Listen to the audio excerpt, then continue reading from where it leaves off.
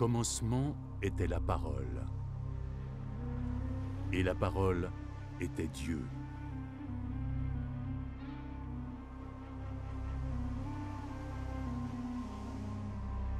Elle était au commencement avec Dieu.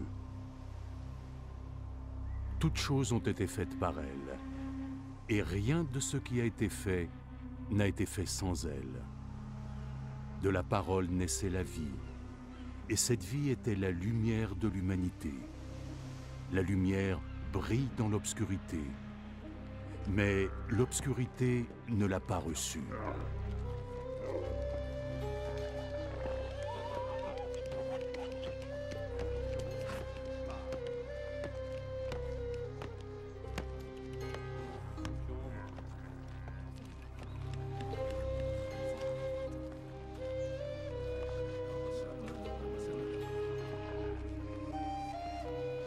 Dieu envoya son messager, un homme appelé Jean, qui vint pour parler de cette lumière aux hommes, afin que tous puissent entendre le message et y croire.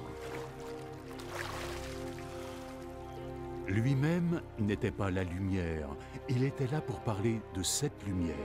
C'était la véritable lumière, la lumière qui vient au monde et illumine tous les hommes.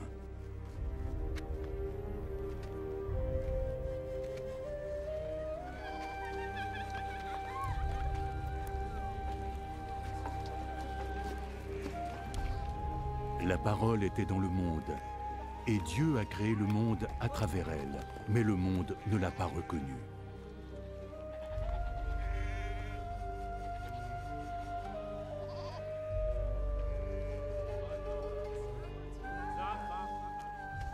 Il est venu dans son propre pays, mais les siens ne l'ont pas accueilli.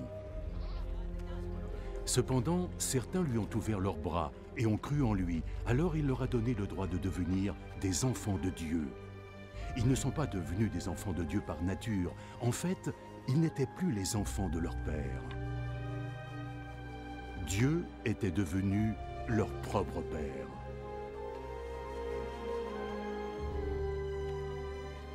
La parole s'est incarnée en un homme. Et il a vécu parmi nous, plein de grâce et de vérité. Nous avons vu sa gloire, la gloire qu'il a reçue en tant que Fils unique du Père. Il a parlé en son nom. C'est lui qui est unique, celui dont je parlais quand j'ai dit « Il vient après moi ». Mais il est bien plus grand que moi, parce qu'il existait bien avant que je naisse. Nous avons tous reçu la plénitude de sa grâce, une bénédiction après l'autre. Dieu nous a transmis la loi par Moïse, mais la grâce et la vérité sont venues par Jésus-Christ. Personne n'a jamais vu Dieu. Le Fils unique qui est comme Dieu et aux côtés du Père est celui qui l'a fait connaître.